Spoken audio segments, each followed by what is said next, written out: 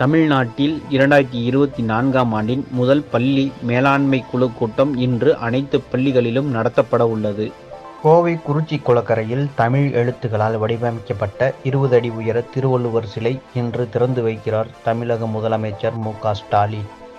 வேறு நீதிமன்றத்திற்கு வழக்கை மாற்றக் கோரிய ராஜேஷ்தாஸ் மனு மீது சென்னை உயர்நீதிமன்றம் இன்று தீர்ப்பு.